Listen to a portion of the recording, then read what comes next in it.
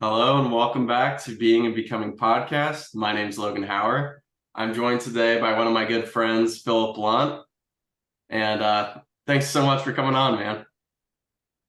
Thanks for having me. I'm super excited to be here. Love getting to catch up with you. We just got to catch up recently, just a few days ago, and I've listened to the podcast off and on, and got to catch up on it. And it's been really enjoyable, and I'm excited to talk with you today. Awesome. Yeah, thanks for listening. And yeah, it was really fun catching up too. Just happened to be passing through Fort Wayne, and That's thanks right. so much for reaching out. It was a really good time. Yeah, it was super fun. Super fun. Great to meet your wife too. That was the first time.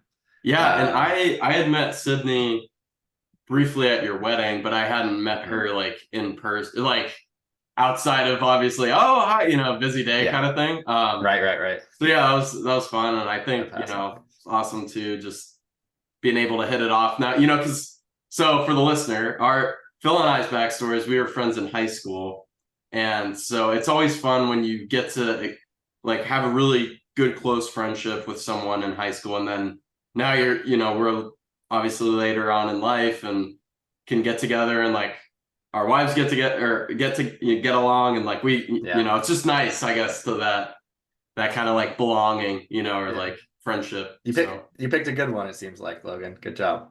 thank you. Yeah.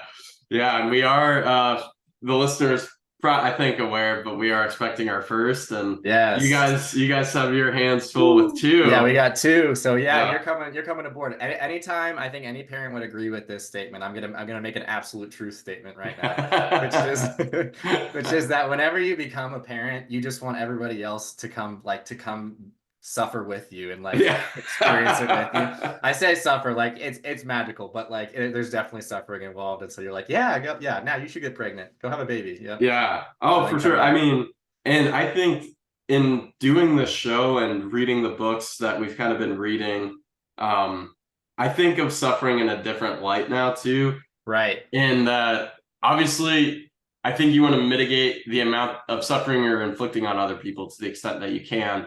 But Yeah. really, it's you can use it as a meaningful vehicle to transform yourself. That's you sound very Jordan Peterson-esque right now to me. we did read his book. It took like a Yeah. year, but Yeah. I'm very influenced by him as well. It's hard not to be these days, I think, if you're well, I won't say it's hard not to be. He's just he's prolific and in a lot of places, and I respect him a lot. So it was really cool to hear you guys talk about the book. I was gonna comment on that too. I feel like there is an exception, and this may not be the only exception to not wanting to inflict suffering on your spouse, because that's a great rule of thumb. Just like that could be anybody who's thinking about getting married, baseline rule of thumb, try not to inflict suffering on your spouse. But what I was going to say, with the exception being that sometimes you have to tell your spouse the truth, and you know that it's going to hurt them. And a lot of times that has to do, at least in my experience, when I have had to do that, it's because I've made a mistake, or I've fallen short, or it's like it comes, it's not always, sometimes it has to do with them, but most of the time it has to do with me. And it's like but in order for us to have a transparent and intimate relationship, I have to tell you the truth. But I know it's going to hurt you in the short term, right? And so yeah, I don't know if you've ever experienced that, but that's one exception that came to my mind from that rule of thumb. yeah, I think absolutely I've experienced that. But I'm a peacemaker or like a 9 on the Enneagram, so Yeah. I have trouble embracing conflict or making my way through it. So unfortunately, I think a lot of the time I'm trying to be better at it, but I think a lot of the times Peyton would be the one to voice something to Mm, me, and then rightfully so, she's like, "But why do I have to bring this mm, up? Like, you knew this was an issue." yeah. And then my thing to your point earlier was like, I don't want to upset her, inconvenience Yeah. her, whatever else. And but then when she brings it up, I'm like, oh, it's actually better to talk about it than to not talk about it, and Yeah. just it's better to just be on the same page.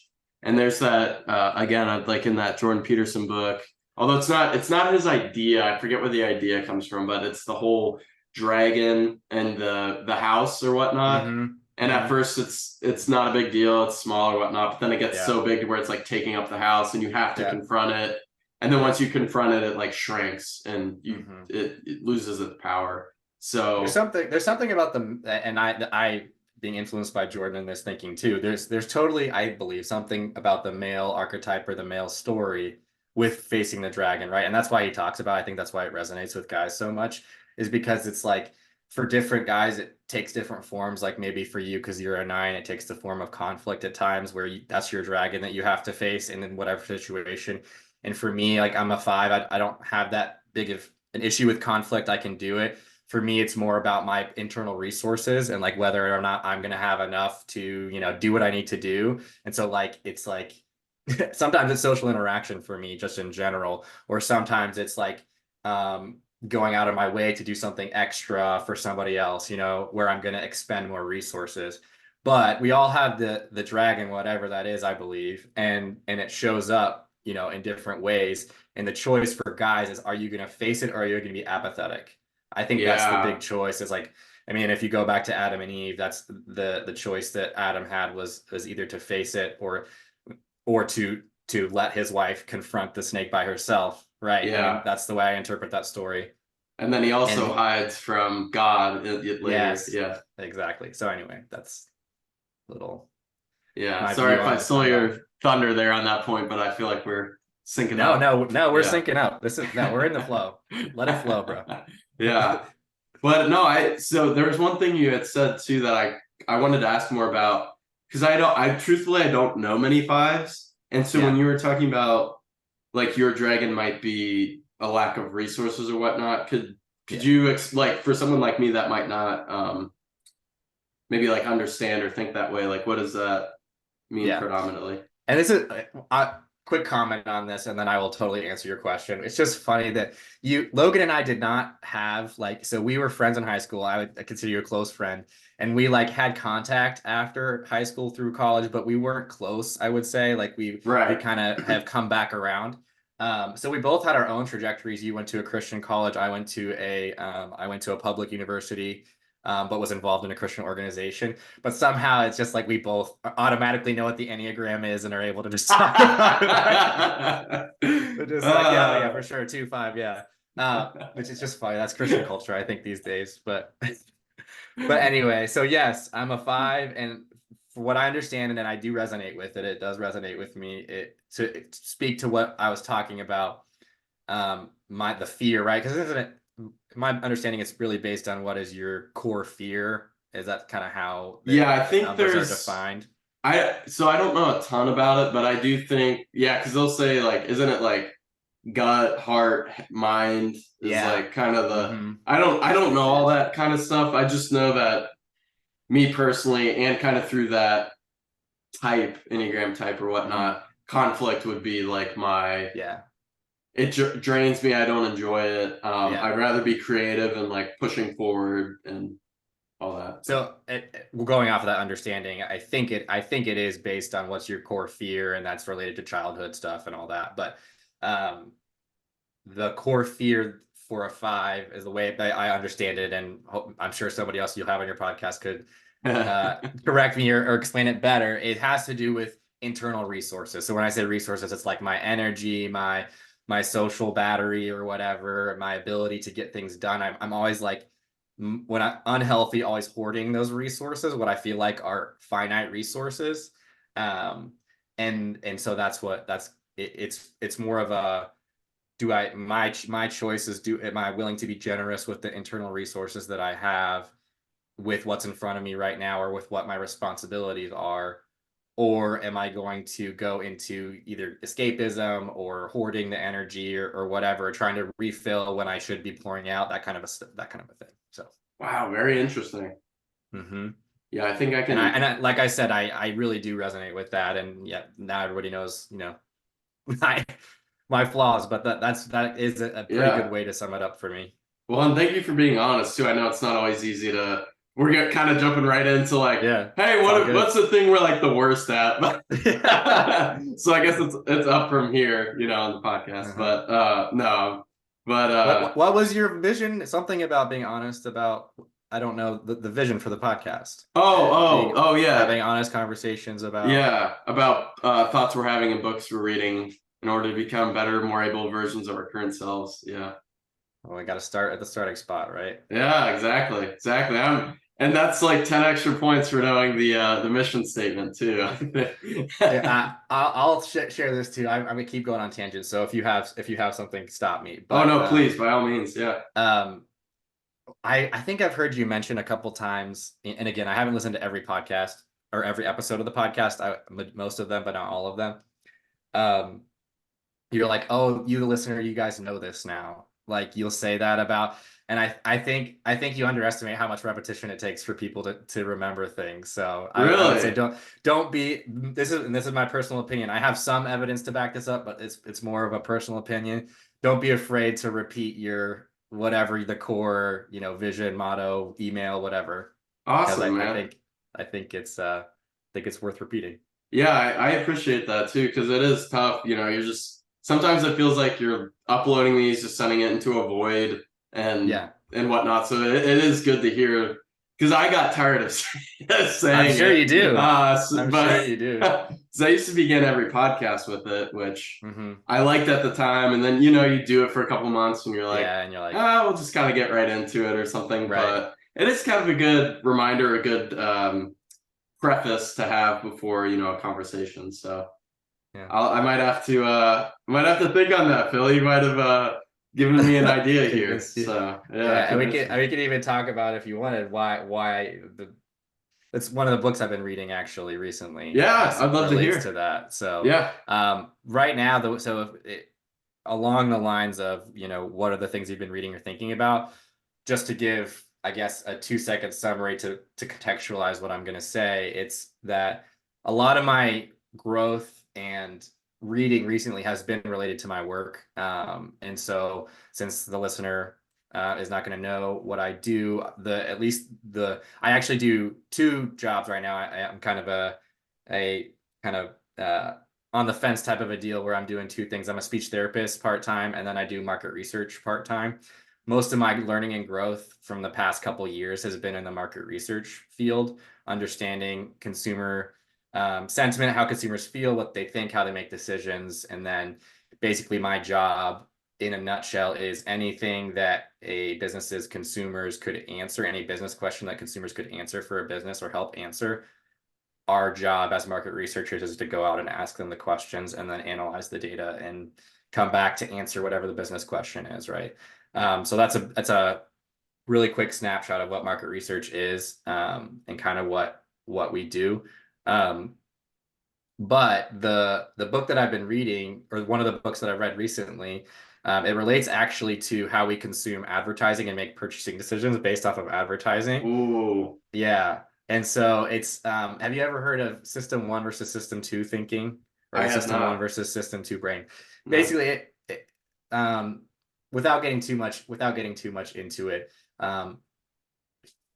the bottom line takeaway, the evidence shows from a lot of different sources that humans are much more lizard brain than we like to think. We're much more like, we make decisions much more on instinct than we would hope that we would. Like it actually takes a lot of effort for us to like really consider and use our prefrontal cortex and all of our reasoning and logic parts of our brain in order to influence decision making. So most of our decisions are made like based on emotion and based on gut and feeling. Yeah. And so because of that, a lot of times your goal with advertising or with brand building is actually to build a memory as opposed to convincing somebody of something. Build a good feeling and a good memory, because when somebody encounters your brand in a purchasing situation, you don't want them to have to consider it. You want them to already have a positive association with your brand, either like, I know this brand, I've seen it before, their commercial made me feel good. You wouldn't even think that in your brain. You would just have the association in your like, in my lower lizard brain anyway.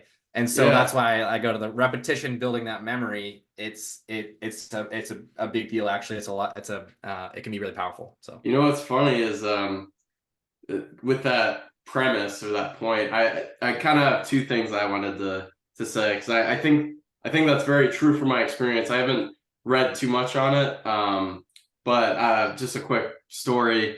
yeah, So go for it. in college, a couple of my friends would play music and stuff, and so professors or whatnot, they would reach out to us with gigs Not all of them Mm-hmm. were great. Most of them didn't pay, but a lot of times we just, yeah, we'll just do this or whatever. Mm-hmm. Well, Lowe's, the home improvement store, Okay. they had a yearly event they did with their vendors, Okay. and they would pay us like $200 or $300 to play music for 4 hours. Okay. And so, I mean, we're just like, I think we played the set list probably 3 times or something like that. But I always had a positive association with Lowe's from that experience because we Okay. would go out and we would buy like a very nice meal, like Mm-hmm. the people that would do it, or whatnot. And my roommates would, well, I did it with one of my roommates, and then our other roommate would come, or maybe the other two, and we'd go out and, just kind of like make a big deal of it, like, oh, this Yeah. one's on Lowe's, like Lowe's got dinner tonight. That's But awesome. yeah, but then I just, and then also I think they might have helped out with um like a project that I led that we did like some housework and repairs and stuff like that in my Okay. college town. So like I think they helped out with that, or like we always went there. I can't remember if they did or not, but so I always just had that like association with them. And Mm-hmm. so then of like a Menards, Home Depot, Lowe's, my brain Yeah. is always Lowe's.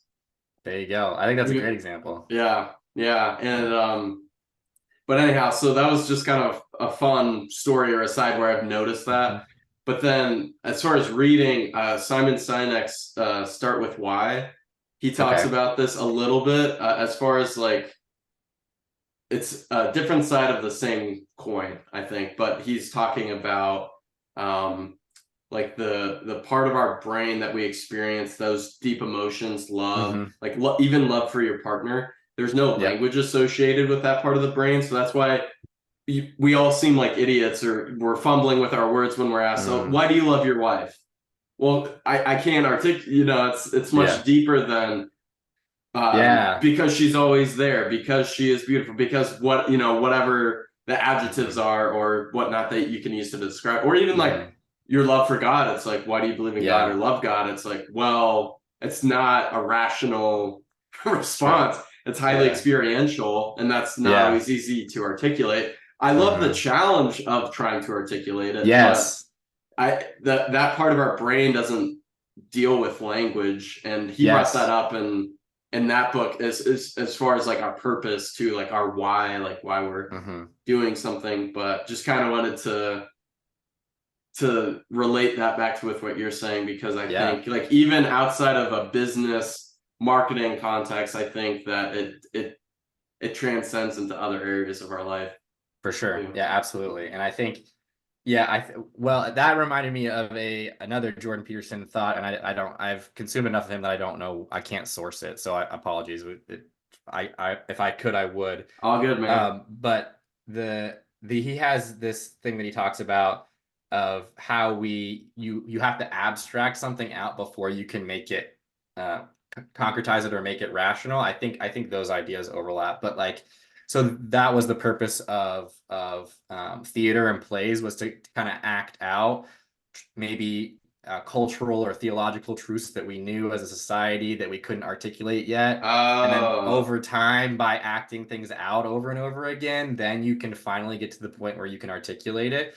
And so it's kind of almost in our DNA to take things, to either act out things that we don't know how to articulate, right? Which that would, relationships, love, stuff like that. And then also, I think part of all the progress that's been made in history has been in categorizing and in articulating things that previously were only acted out or only implicit, right? Taking the implicit and right. making it explicit.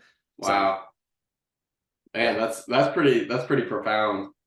Yeah, I've never thought about it that way, but like even so, I read Don Quixote this year. I finished it. yeah, I've been reading it for a while, but it's coined as the first modern novel, and I yeah, try to like put myself in the context if I'm like a farmer or someone, like I don't know, like just in the time, and I'm like reading this book, like how does it resonate with me mm-hmm. then? And like even now as I'm reading it, it's a 400-year-old book, and it makes me Yeah, laugh, mm-hmm. and it's interesting. Like the stories they're real in the sense that I could see this happening to a person. As far as like Mhm. the premise of the book is that he reads too many books about chivalry. Yikes, if I can talk, and he goes insane.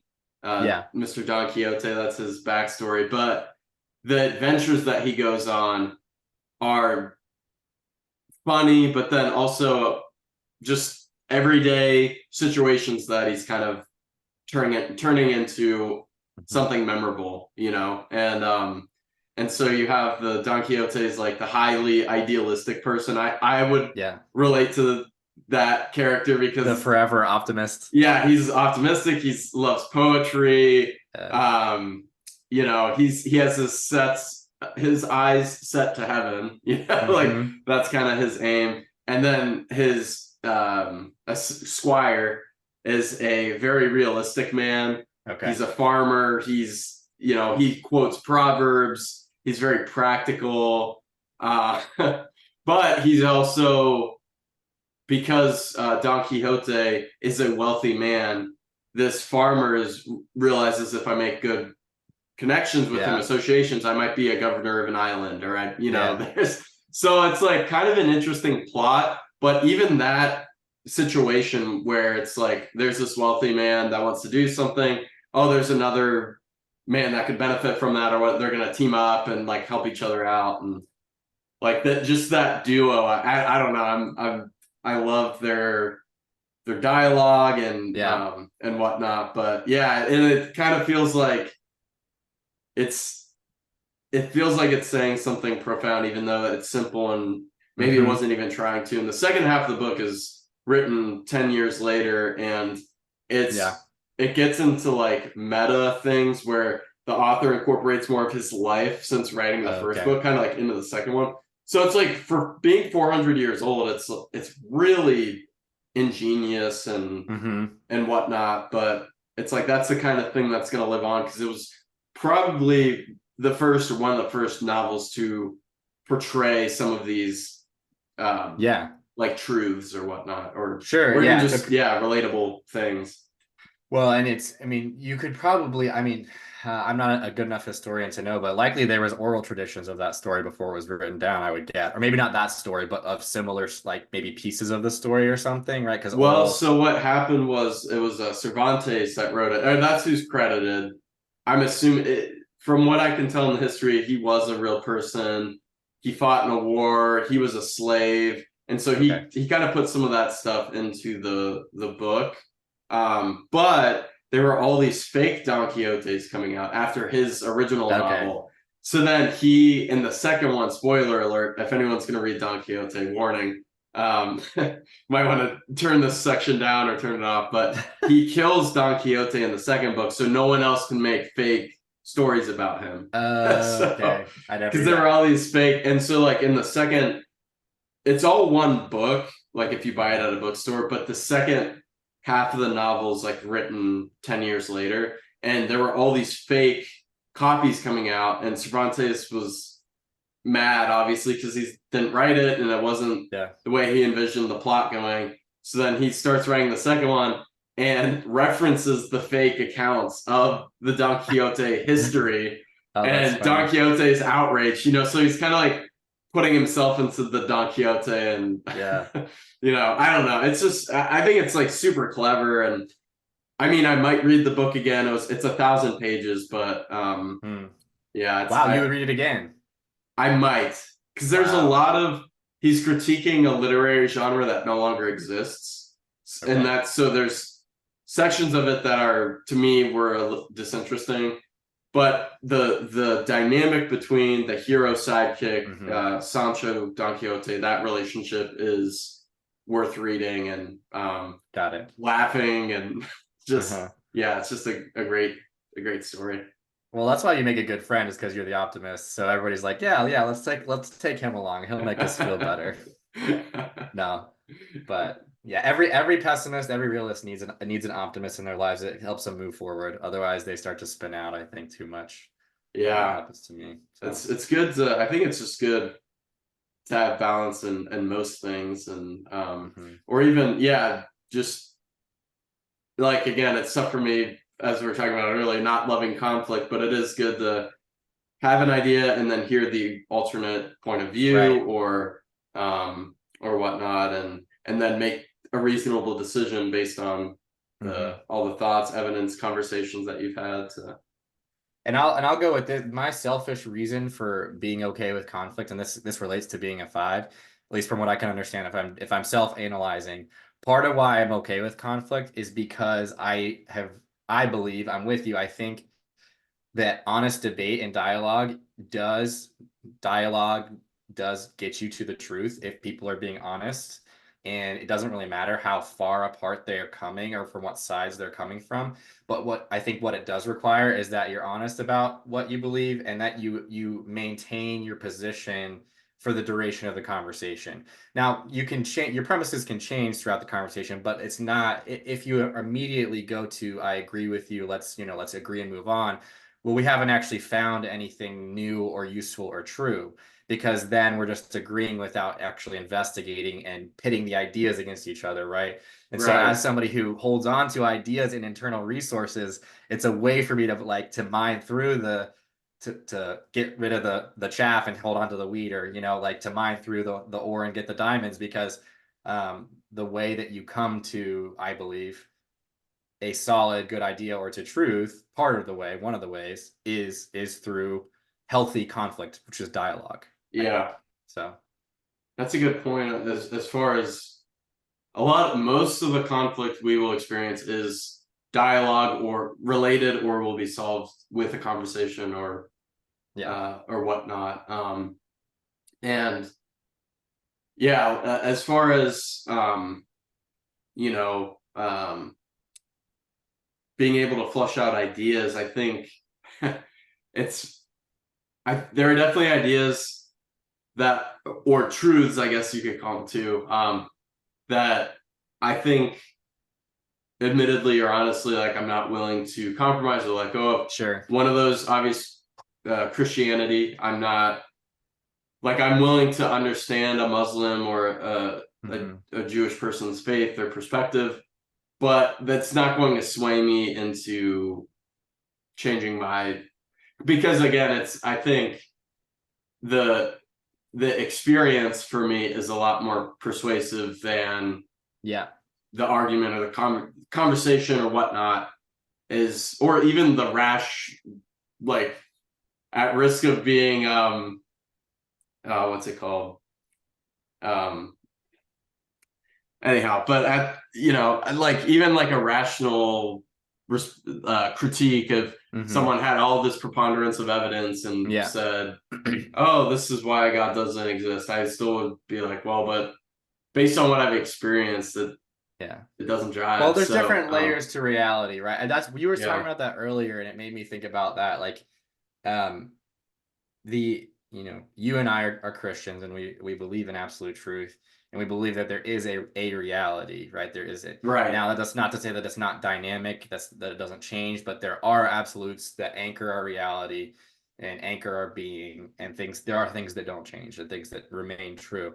But that doesn't mean that there's not layers to that reality, and like the the explanatory or the way we articulate the reality is a layer of the reality. So the spoken word, the written word, and obviously we rely on the word of God to be the ultimate reality, and that anything that he says or anything that comes from him is that, and that layer is absolute.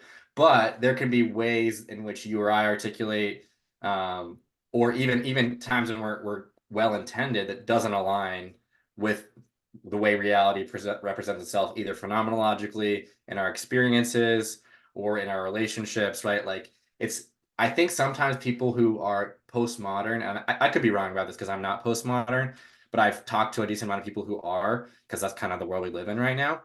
I think a lot of them see people who are Christians and maybe think that we live, well, I don't know how they think we live. So maybe I shouldn't say that. I don't know how they think we live. I think there could be a misunderstanding that we live only in the like propositional truth space where we're like, this is true, I have faith in it because God says it.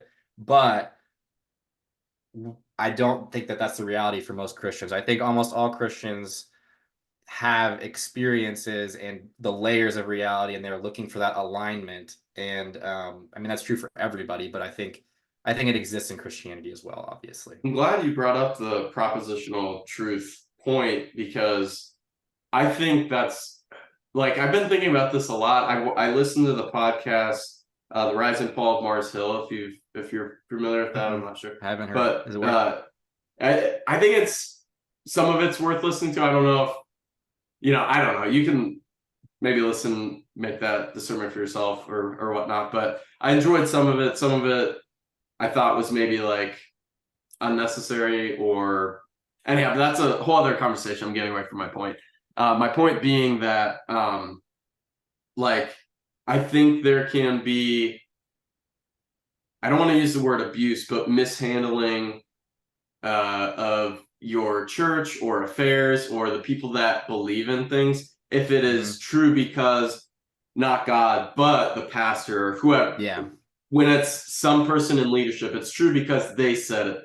It's true. Then you can get into some dangerous things. I think that's maybe how cults work, to a certain extent, where it's true because this person said it's true, but there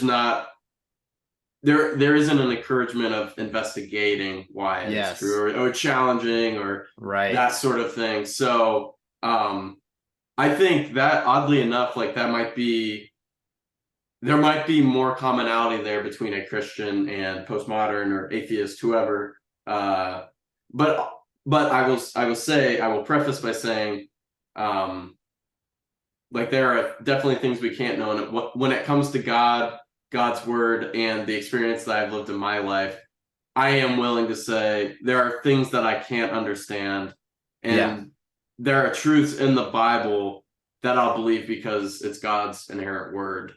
Inerrant. Well, did I say that right? But anyhow. Yeah, and I totally agree with you on that. It's like the way I think I have a similar experience. Tell me if this is kind of what you experienced. It's like, nobody can make complete sense of the world. Nobody can. I don't expect anybody to. I don't expect any organization to give a to Z thorough explanation of the world and the way it works and why bad things happen. And like, there are good answers to those things, and I believe and I love investigating them, but nobody has the complete answer. And I think most people can agree with that. And so because of that, there are going to be things that aren't unexplainable that you will have to take on faith. You might not call it faith. You might call it, you might say there's no purpose to anything. And that's your reasoning behind it. You have a reason behind why things don't make sense, right? Or why things don't fit together. And you have to, in order to move forward in the world, I believe. And even saying that there's no reason is a reason. But anyway, so for me, I'm comfortable in that space of, there are things that are true, and there are hard truths to accept that have good answers and good explanations. But as a Christian, or as somebody who feels fairly secure in their worldview after investigation, I'm still okay and totally fine saying that there are things that can't be explained. Obviously, we don't want to, as Christians, I try not to fall into the God of the gaps fallacy, where everything that's unexplainable is immediately because because God made it that way or whatever. But I do think that happens with every worldview, where there's gaps, and you have to chalk it up to something that you can't explain. Right. And to your point, I don't think that discourages further investigation, right, or whatnot. But I mean, in you talking about that, it makes me think of the evolutionist versus intelligent design arguments. And I was just listening to Stephen Meyer. He had a podcast on Joe Rogan, and I was shout out Mrs. Stone. That's where I got exposed to Stephen C. Meyer.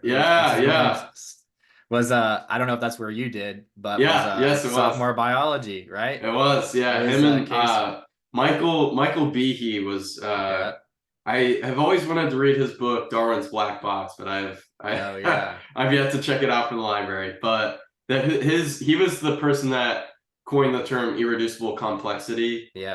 With I don't know how much in the weeds you want to get with this, but Darwin. I'm all into it. Let's do it, man. Like Listener, Darwin. how deep do you want to go, listener? Yeah, yeah. Feel free to tune us out whenever, listener. No, I Yeah. was just kidding. Stay with us.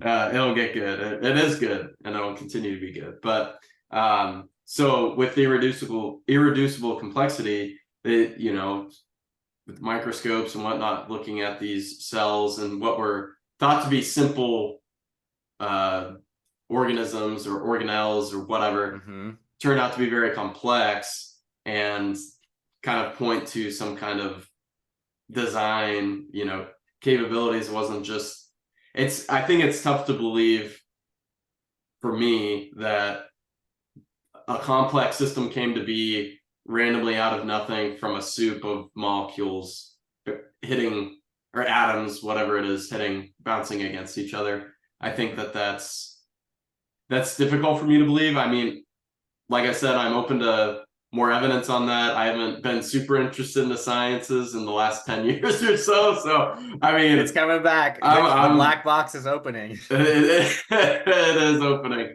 So I'm open to, if people do have a better way of articulating what I'm saying or better evidence for it, I'm open to that. But I think the systems that Darwin, when he was writing Origins of Species, believed to be simple are now a lot more complex than we believe them to be. Also, the fossil records, which that one's tough, because if there's as many intermediate species of evolution between, say, a fish to a human or whatever, you would expect there to be a lot more fossil records of kind of intermediary changes or species. But they have the one, I think it's like that bird lizard thing. Yeah. Can't even remember Arcteryx? the name. It might be. Is that just the brand? Because there's anyway. I could be confused. I've been in the business world. There's it's some kind of Turkeyoporix, or who knows, one of those kind of names. But maybe I'll have to have a scientist on here at some point to. Arcteryx is definitely the brand. Definitely the brand. I'm the Jamie of this podcast, and I just looked it up. It's not but yeah, so they found like one. They called it the missing link, but I think you'd expect to see a lot more fossil records indicating transitioning from monkey to human, or even like fish to monkey, or whatever the other changes are. And then, I don't know, but yeah. I forgot why we got down this rabbit trail here, but I don't know if we were just talking. Go ahead. I was going to say, I don't know if you care to comment on any of what I'm saying, or remind us where we're going. Yeah, well, I mean, I don't know. I have no idea where we're going. I can't help you there, but I can comment. I can happily comment.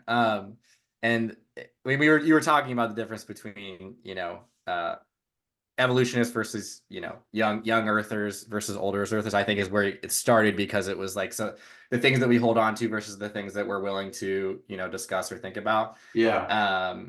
But the one thing I was going to say is, the more I've understood, I've actually haven't delved into the evolution versus creationism debate in a long time either, just because in my perspective, be full transparency. In my perspective, it's not necessary to be a Bible believing Christian to pick a side. I don't think it is. Yeah. I think that you can let scripture inform your worldview and still believe in the inerrancy of scripture and still come down on either side. I've seen good evidence. I believe good evidence on both sides. And so I still sometimes struggle with it. I think if you held a gun to my head, I would probably say that Darwinism is not the way things happened, that it was more like how we would, face value interpret the creation story. That would be if I was pushed on that. But I don't take like a hardline stance on it, because like I said, it doesn't, in terms of worldview, it's very interesting. And I think that there's obviously evolution in the Darwinian perspective informs a lot of science, and it informs a lot of the way people think about humans and humanity. And I'm okay with some of those presuppositions. So in that sense, it's important. But in terms of like how it affects my faith and my worldview, it actually has less of an effect than I thought it would. Like in high school, I thought it was going to have a really big effect. I thought I was going to really have to come down hard on one side or the other. And like, but but at least in my perspective, the truth is kind of deeper than that in some senses. There's some parts that are important, and we can get into that, but that's where I stand on it, to full transparency. Yeah, no, I think I always love talking about it and thinking about it, but it's tough when nobody was there. Even the way we use carbon-14 dating to date things on the Earth, it's like, well, what if carbon doesn't decay at the same rate over time? Right. We've just been measuring this in a small window of how old the Earth is. So, but I love all that stuff. Like, I'm very interested in. I love Darwin as a person too. Just like seems like a very interesting, like a wealthy guy that was I think a clergyman or going to be a clergyman, and then would take those trips and just observe the animals and write stuff down about it. And so yeah, I'm not like anti-evolution or anything. And obviously like microevolution is very true and noticeable. Yeah. I think the macroevolution, I would love to hear more evidence on, like the single cell turning into all this diverse life. I would love to hear more evidence on that. But I'll throw one more thought out there on this. Sure. I don't feel like I have a ton more to say. Like I said, I think I'd be overstepping to talk about it too much more in terms of like really what the evidence is and what I believe, because I come down not really hard. But the one thing I say that does push me, I think, more towards creationism, or one of the things, is that there are, evolution explains how we get from single cell life to humans theoretically, right? If Darwinian evolution, the way that the Western scientific enterprise understands it is true, then it gets us from single cell to humans, right? But that doesn't get us intelligence. It doesn't get us from no life to life. It doesn't get us an inhabitable planet. It doesn't get us society or civilization. So like there's a lot of other big jumps in there that I think people take for granted. Even jumps, like obviously jumps in terms of how complex life is, but also even from nothing to something, from something to planets, from planets to habitable planet, from habitable planet to life, right? Like stuff. There's a lot of jumps in there that I think people take for granted, and they think that evolution is kind of the explanation for life as such, and I don't think that it is. And so that's part of the other reason that I think it makes me question it a little bit more, because I think people overplay it. And I think the consciousness piece of that, because I mean, you're talking about a lot of different things there, but the consciousness that human beings have is crazy. And I mean, we're unlike any other animal. I know like we're similar, or like dolphins are very intelligent, and like there's probably other good examples or comparables to humans, but there isn't another animal on this planet that's like us. And it's kind of interesting, like, well, where did that come from, and how did we get here? And I think you were talking about Jordan Peterson earlier.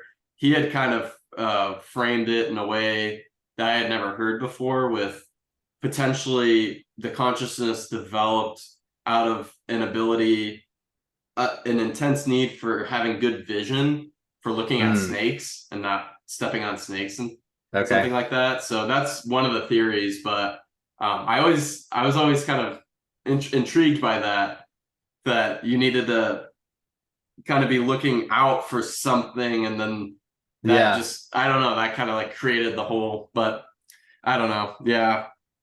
That's a hard one to define too. You got the consciousness. You really got to define it clearly in order to talk about it, because it's so. At least to me, a lot of times when people start talking about it, it feels very I don't know, like ethereal or hard to grasp. What do you mean? So I guess let me ask you that. When you say consciousness, what do you mean?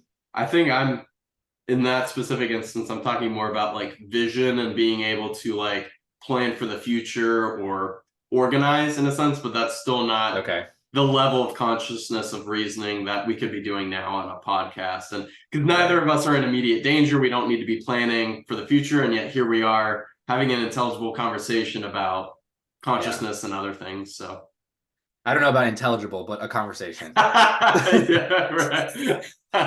not get ahead of ourselves. Let's not get ahead of ourselves.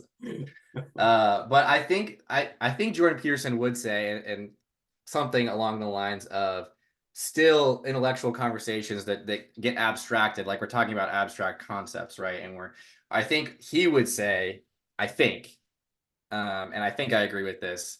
It's still a way of us projecting ourselves into the future because we're talking about things that are abstract and we're not sure exactly what the implications are. Like, I don't know what the implications are of our conversation on this podcast. Like, I don't know how it's going to affect my day tomorrow or any, I can't project it out. However, we know like there's so many iterations of conversations that have happened, not just in my life, but in the lives of all of my ancestors, that like there's something good about having honest conversations and having um, even conversations about abstract ideas, such that I think that our bodies even can kind of connect to them in a certain way to where we know it's good and there's a certain level of alignment that happens where and I know Jordan Peterson talks about this too, where if you're having the right conversation at the right time or you're doing the right thing at the right time, it's not just that it's right in an abstract sense or in a moral sense.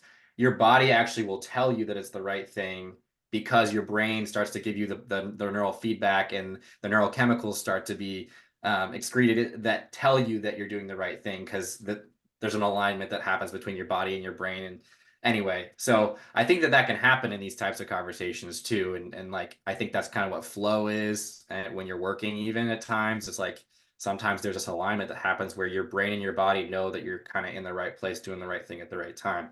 So I get that in these conversations, which is pretty cool. So thanks. That's awesome. Hey, man, that's awesome. It reminds me of the movie Soul, if you saw that one, the Disney, or maybe it's I have Pixar or not something. seen that one. Mm-mm. Yeah, it was kind of so the movie was through music as that flow. I like that term that you Okay. use, flow, where the brain, body, the mind, heart, spirit, all that's kind of coinciding at the same time, and it's almost like you kind of transcend to a different place or whatnot. Yeah. And so for him, it was playing piano or something, Mm-hmm. and I forget a lot about the movie, but I just remember that being a cool concept of because it seemed very true to me.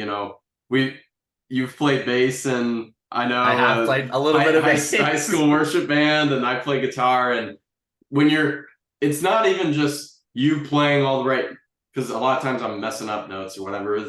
You're kind of up there, you're all playing, and you're just in sync as a unit like that.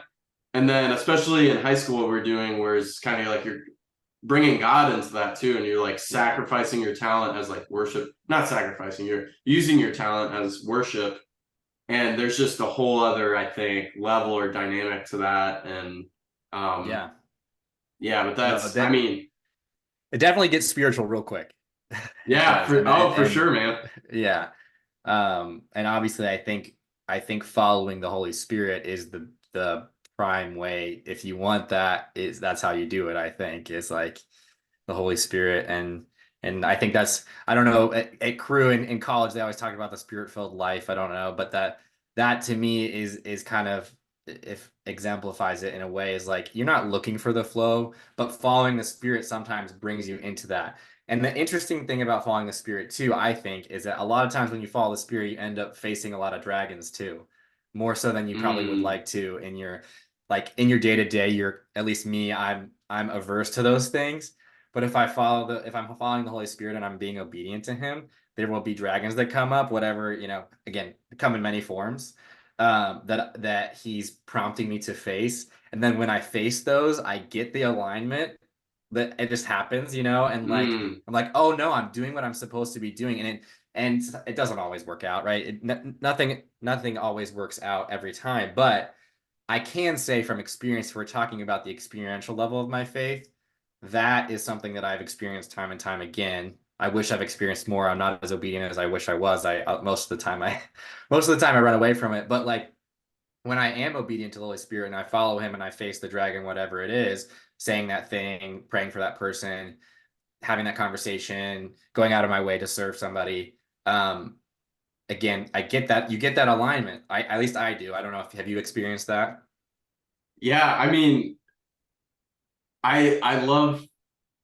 the way that you're saying the alignment, like you're like into, you're doing the right thing, you're following the Holy Spirit, and like it's not that it's easier if things go right, but the most prime example I can think of that in my life where that's been true is moving to Hamilton. Yeah. And the absolute just fear of people in the neighborhood. There was a gang that was saying they were going to steal everything we owned. There's just like a lot of fear and uncertainty. You're moving into a different what is socioeconomic class or whatever, and you just don't know what it's going to be like living in an impoverished city, and when you're used to kind of a suburban lifestyle. And but despite all those things and those worries and the conflict, if you will, like, will we do this, will we not, well, we need to, what other choice do we really have? And we did it, and then it's like the most meaningful time of growth in my life that I've experienced. Outside of like college was definitely a lot of growing and stuff too, but once we moved to Hamilton, and you realize you're not just living day to day, but we're like actually doing really well here, and like God is growing me and like challenging me, and but also blessing me, and like the people that I live around are, most people might try to avoid them, but I see like a lot of beauty and like humanity in them. And so so I guess that would be, that counts. But I'm trying to think, because that's more of like overarching, but so this might be in the same vein, like a more specific example, because that's like a bigger thing, but that's not like a moment in time. Do the listeners, they probably do, they know about you, your whole story, right? I think Austin's talked about it. I don't know if I have really, but yeah, I'll give a short summary. Okay, shout out to Logan, to the Howard family. They chose to move to inner city Hamilton, which is like just a crime-riddled, lower socioeconomic status area, to really as a ministry opportunity, right? And what did you guys move? We moved in 2012. Yeah. 2012. So from 2012 through, we graduated in 2014. So actually a lot of my great high school memories are at his house in Hamilton, in that area. But they did it to bring life to the community, and his mom and did a lot of prayer, did a lot of prayer walks around, and they became this respected like family, like source of light in an area that was that's otherwise can be pretty dark. So they're pretty cool. That's my shout out. That's really nice. That's really kind of you. But yeah, so, and my mom, was funny with the prayer. She would lean up against the building, or if she knew stuff was going on, she'd just put her hand on there and start praying. People would walk by. Oh man, were you drunk? She's like, nope, just praying. And then word gets around the neighborhood. It's like, oh, that's a crazy lady. She just prays, she just in the pray. house or whatever.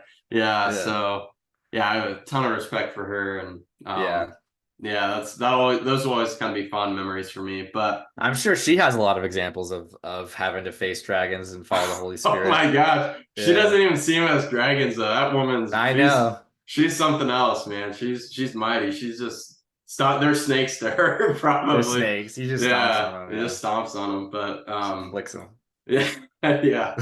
But so the a specific example though, sorry, within living in Hamilton, where I was kind of feeling like the flow and sync with God, whatnot. I forget what kind of term we were using.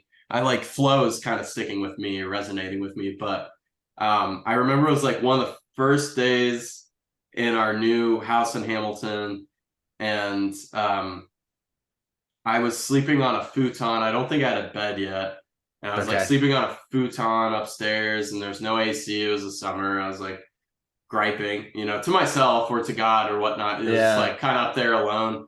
And then I like looked out the window, and I saw a man. I don't know his real name, but his name was Smiley in the neighborhood is what they called him.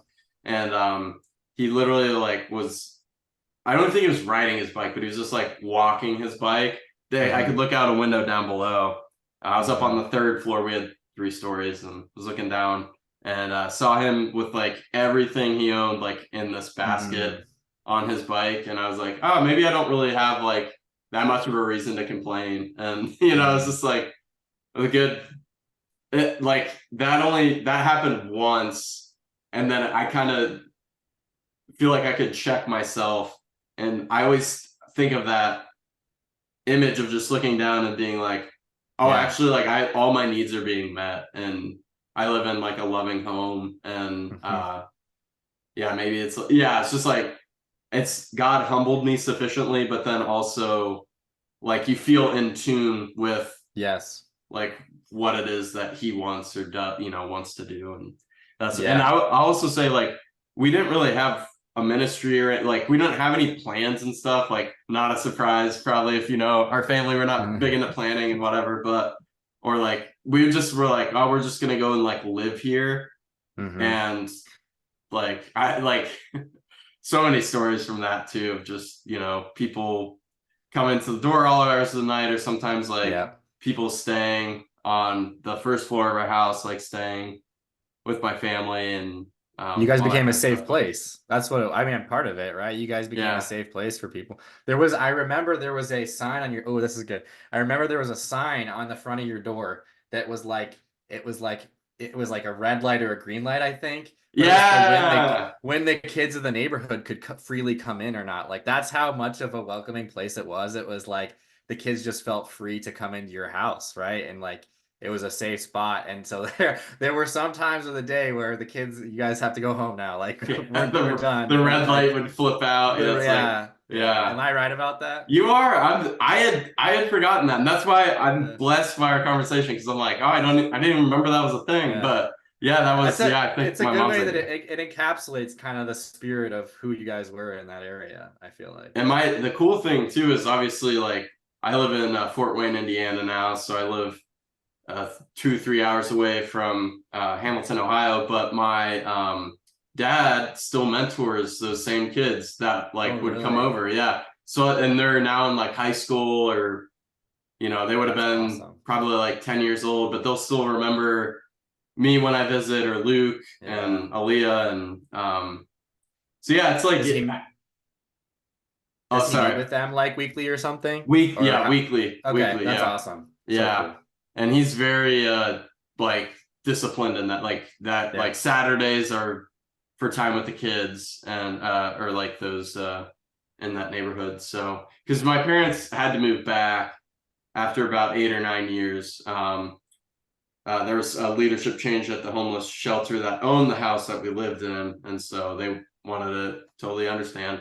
But my dad, so they're back in the suburbs, but my dad will go down on Saturdays and spend time with them. And like right now, he's focused on doing like lawn care stuff. So like he'll teach the kids how to mow grass, weed eat, do all that stuff, and then they'll do like, I think there are like 7 or 8 yards that they maintain down there, and so the kids will come help out with that. And then he also had a bike shop. I don't think that's getting as much use as it used to, but because now he's kind of stayed with the same kids instead of just cycling out. Oh, I'm only gonna work with, like, he's been like, whenever they came over, like maybe they're 8, maybe they're whatever, and then he'll just see them through until adulthood or whatnot. I like that. That's cool. Yeah, so there are, it's really, it's one of those things where you're like, maybe they turn out fine regardless. Maybe, like, it's tough to measure how much impact there is or there isn't, and like what like they're doing per se. But I think both my parents, they're just like faithful. That it's not like a metrics thing where they're like, 90% of the people we work with are better. It's just like, it's not really anything about that. It's just kind of like sacrificing your time and your talent to invest into like an underserved or appreciated part of town, or a people that pretty vibrant, if you take the time to talk to them. But Yeah. Anyhow, so I didn't think we'd get down No, that trail, but man, that's awesome. No, that was no, nice that's to great. Well, reminisce a I little will bit. say that Yeah. there's a lot of data on, there's a lot of evidence about what, well, I have a lot of personal evidence from my work, but also a lot of objective evidence on what the breakdown of the family does do to people. So that we know that it really hurts people to not have that, to not have a mom and a dad and not have that support, to not have all the sorts of things that they have to go through. It's really, really affects your development and really hampers your outcome. So any way that anybody tries to remedy that situation, I think is worth doing for sure. Yeah. Yeah.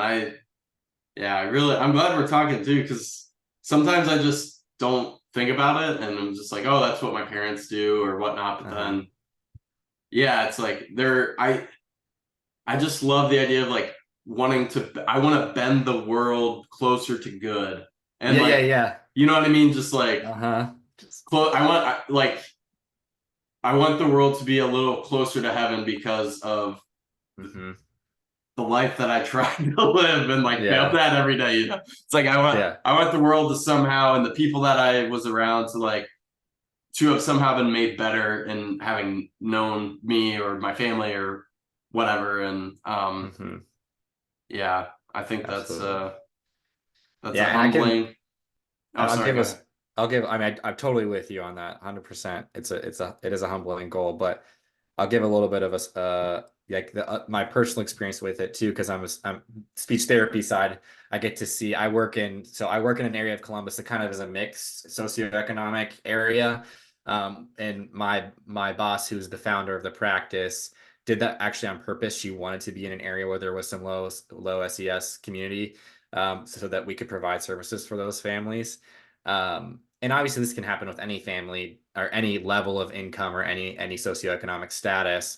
But I think drug problems and problems with divorce, just they tend to be higher. And when you get, I don't know about divorce, but definitely drug problems, right? Lower SES tend to have more drug problems, or at least visible. And I can just see so clearly the difference in outcomes from therapy. So speech therapy, just the difference between the parents that are not perfect, but are involved and willing to try and willing to like give an effort. There's so much of a difference between those parents versus the parents that you can tell, well, a lot of times they which will end up not coming to therapy. But there's parents that don't bring their kids to therapy at all, but then there's parents that bring their kids to therapy, but are treating it kind of like as a babysitting session, basically for them to take a break.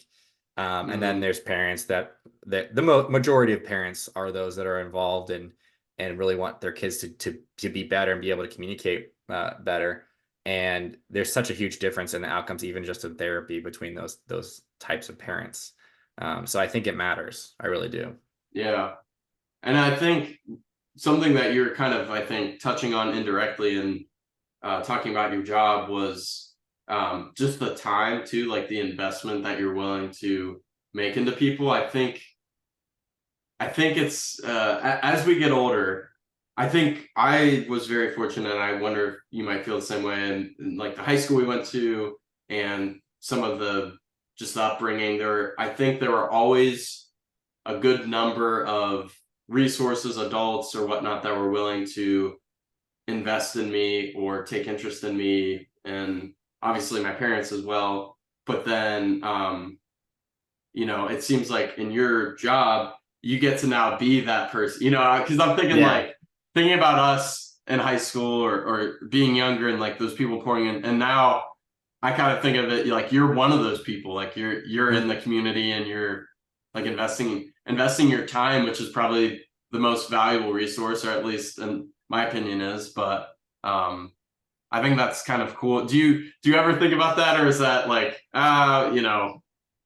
Well, I've had my ups and downs with it. It's been a process for me to go through like the reason I got into speech therapy. And so just for listeners, that's what I went to college for. The way I got into market research, the other thing that I do, it's my family runs a business, and so that's kind of I had a marketing minor, but that's not really what I wanted to do, or what I thought I wanted to do.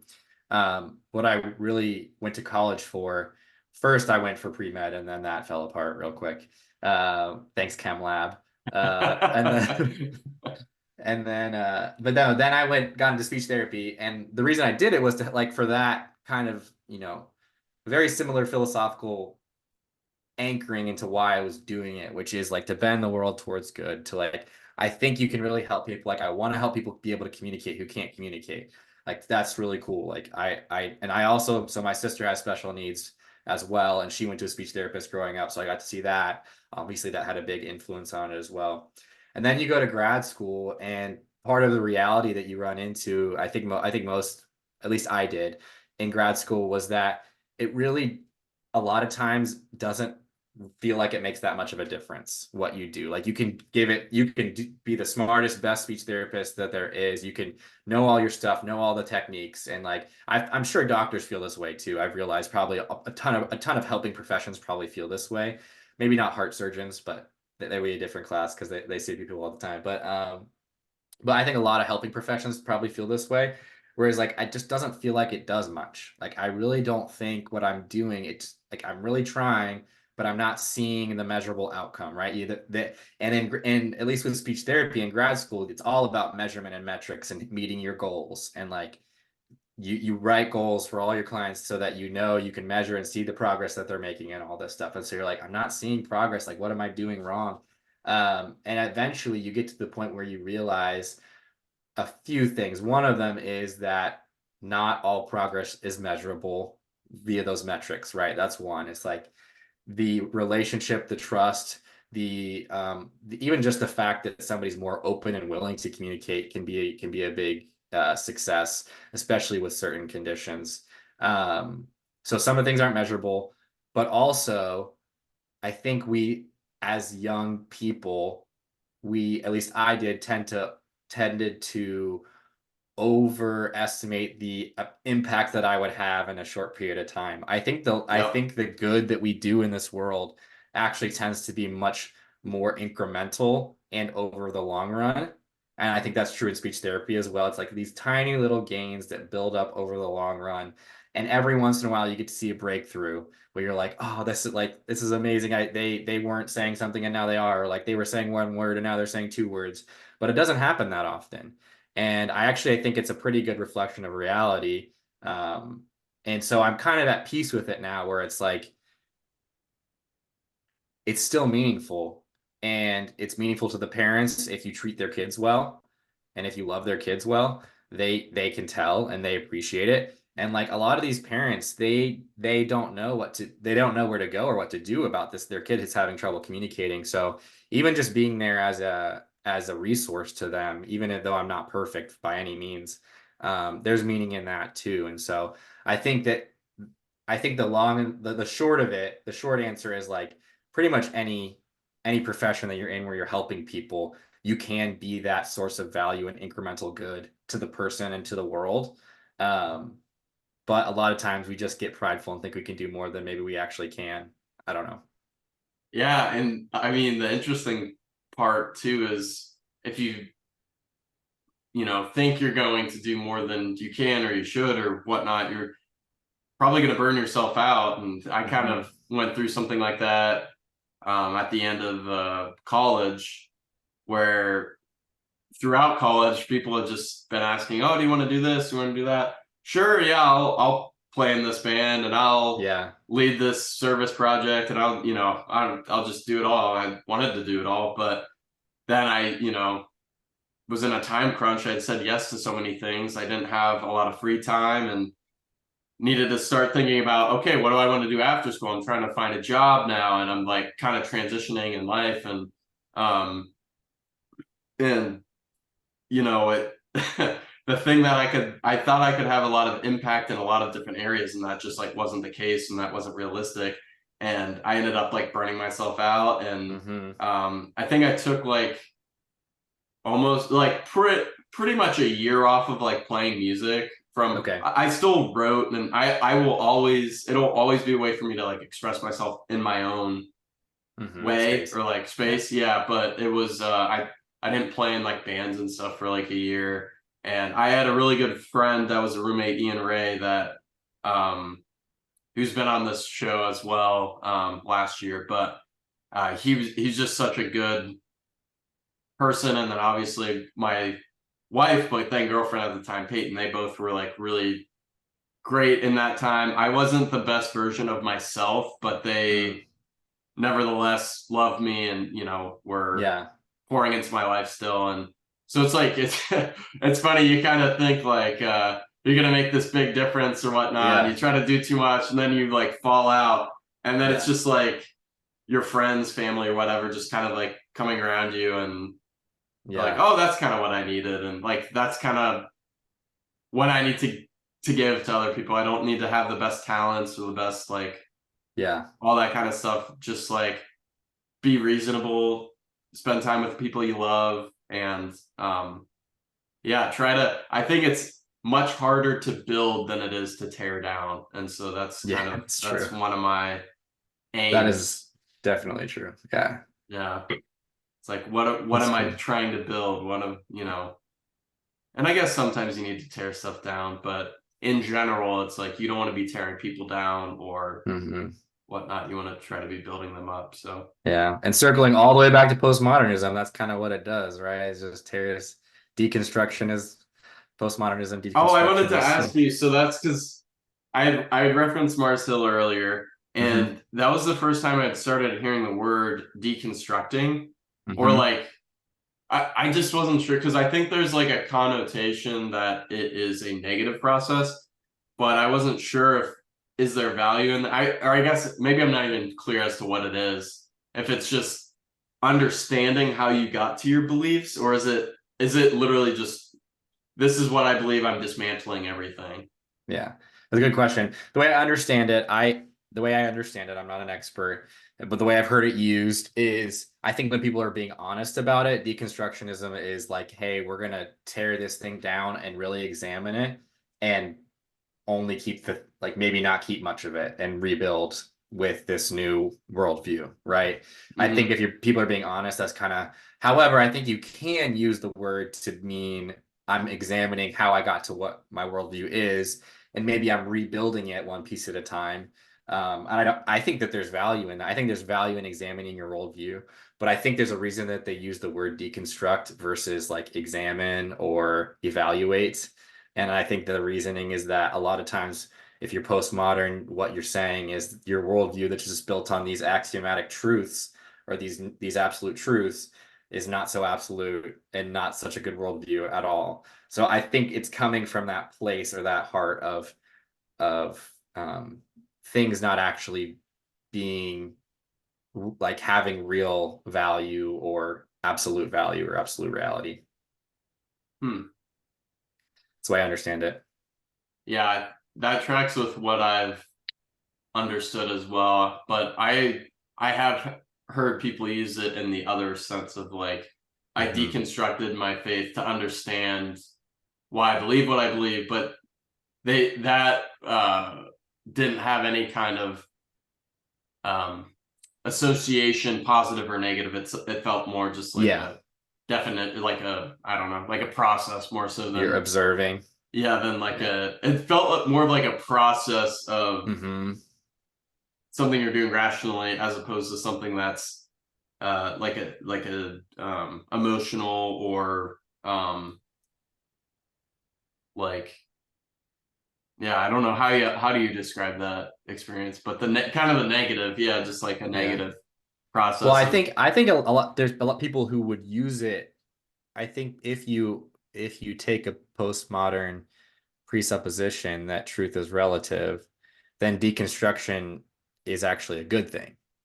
If you believe that, if you believe that Christianity is a white male patriarchal belief system, then if I'm deconstructing that, there is a positive connotation to it. If I'm deconstructing what I've been taught, if I was raised in a conservative Christian house and now I'm deconstructing that, taking it apart, I think it depends. Like I said, it depends on how you come from it. You and I would look at deconstruction if you really what you're doing is burning it to the ground and look at that negatively.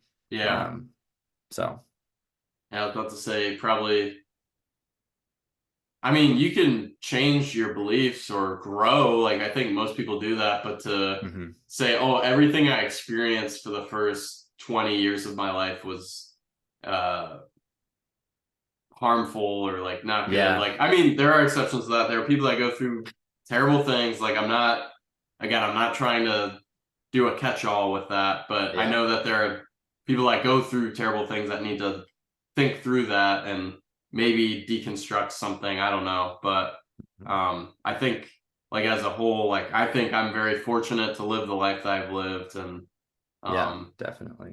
and like especially in this country, I think most like what's the statistic? It's something like if you live in the United States, you're in like the top 10% of something of the wealthiest people to have ever lived Yeah, on I think like that's at right. any point in history. So it's like, Yeah. I don't maybe it might be I want to say 1%. I'm gonna say 10% because I don't remember the statistic, but It's it's up there something for crazy. sure. Yeah, it's something crazy like that. So Yeah. I'd We rather just def kind of look at it that way. Like I'm very fortunate yeah. and I have the opportunity or the privilege to not have the state or church like control my life, and Yeah. I can like think through this stuff and I can disagree with whatever and Right. voice that without fear for my life and Yeah. Really, yeah. I think I think you combine some really profound, at least two really profound ideas there. One of them being the material prosperity in which we live, right? Which is, I mean, whatever you can measure it monetarily, or even in like the type of food that's accessible. Leave out how high how quality or whatever the food, but the types of things Right. that are Yeah. accessible, and Yep.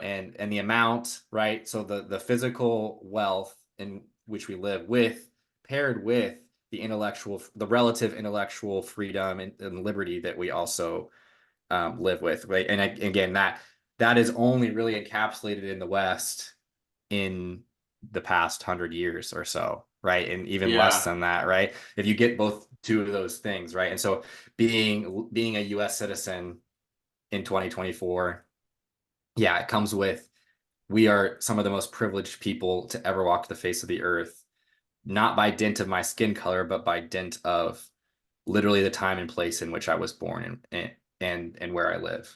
And I think I lose sight of that. I think a lot of people lose sight of just how like much we have. And I think we're going to be judged for it personally. Like I think that we waste a lot of it, and I know I do. So it's like I worry about that, man. Sometimes, like, what am I doing with all this? Like, I can I can go get in a car and drive anywhere I want to. Like Right. my potential is limitless, and it's overwhelming to me at times. And yet it feels like we're caught in this rat race where we're always Yeah. thinking about ourselves, and or at least I'm talking about myself right now, like Now, thinking about my needs and maybe like my family, like immediate household's needs and like the things that need done in my house or the things that need done at my job or whatever else. But I'm not, like you said, I could, there's limitless potential to do good for other people or to get involved in, I mean, who knows what, like like yeah, the opportunity's there. It's just a matter of like going out into the void and doing something, or like right. doing something meaningful and purposeful. But Hmm. yeah, that one I like too that you said you think will be judged. I wasn't sure if you had any like more specific things you wanted to say on that.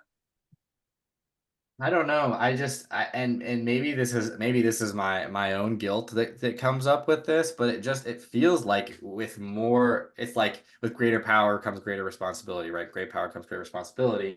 It feels like this a parallel thought to where we have been given access to so much wealth, knowledge, infrastructure, and freedom, right?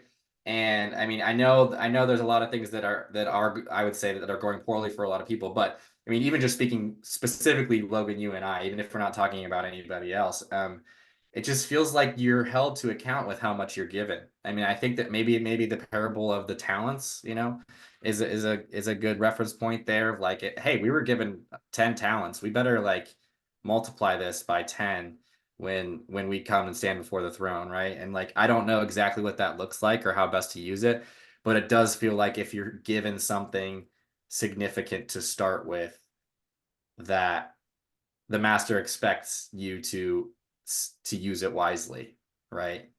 Yeah. And I think too, just for context, if there is anyone listening that maybe is not familiar with the that parable that Jesus taught, I wasn't sure if maybe you wanted to kind of Sure, explain the story. Yeah. yeah, absolutely. I'll try to paraphrase. You correct me too, because I'm going from memory here, but basically Jesus tells a parable where a master gives his, I think it's is it either three or four of his servants different amounts of coins, and he says, "I'm going on a long trip. I'll be back. I'll be back after a while." And so the servants that have the most 10 and 5 coins, I think 10, 5, and 2 or something like that, they go and they do things that are profitable with that money. They either go make a business or go buy some land or something that gains value. I'm not sure I don't know the details of all three, but the servant with one coin just takes his coin and goes and buries it in the ground. And then the master comes back and to the first two or three. Do you remember if it's three or four total servants? I don't remember. I thought it was three, but yeah, Okay, so I'm not we'll just entirely say sure. three feels right.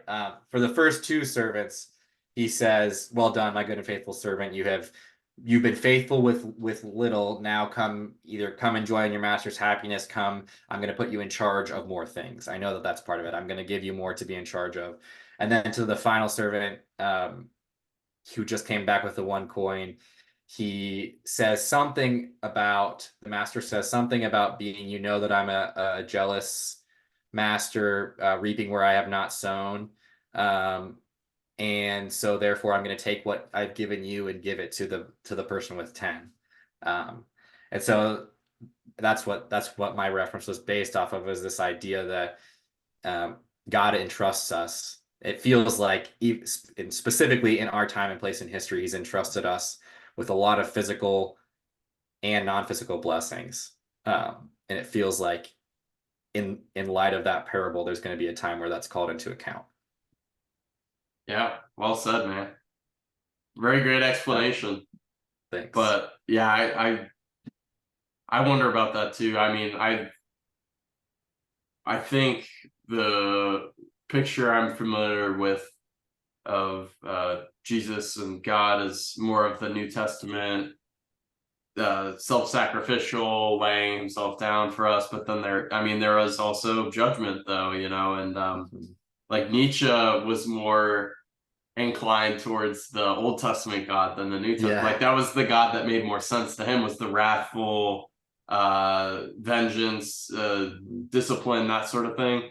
Whereas I think a lot of my understanding and maybe even the church marketing is more geared towards the um, humility and gentle grace, mercy, that sort of thing, aspects of God, which all that's true, um, but yeah, I think it's a good reminder that we should be living our lives intentionally. You and I, the audience, whoever is Yes. listening, like we should be living our lives.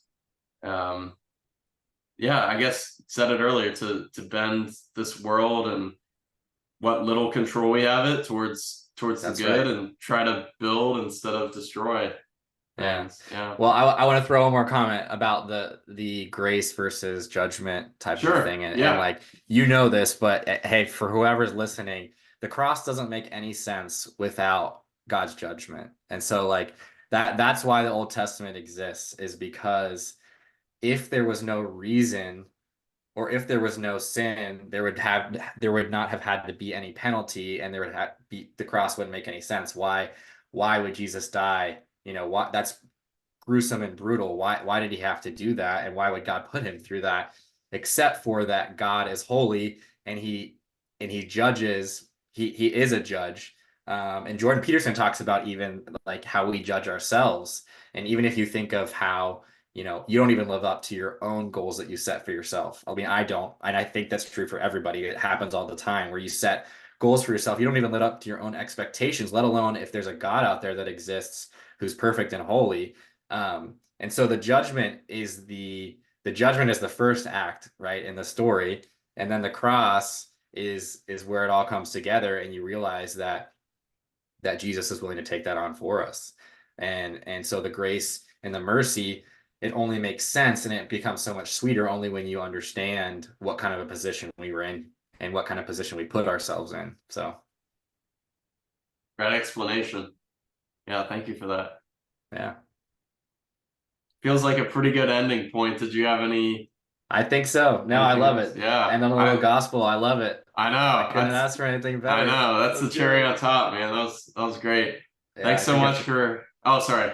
I think I've taken up enough time. So thank you so much for having me. I appreciate it. Oh yeah, man. Thank you for coming on and for being generous with your time. And Yeah. yeah, we'll maybe have to do this again someday. So Yeah, we should you're do it with you should have me or if you're willing on the with other guys too at some point. I think that'd be fun. I would love to. We gotta fix Austin's computer and get him Oh, on is Pat's schedule. So yeah, okay. that's All right. We'll figure it out. Shout out to Texas. yeah. All Shout out to Texas. Thanks again, Phil. right. See you, bro. Okay, bye.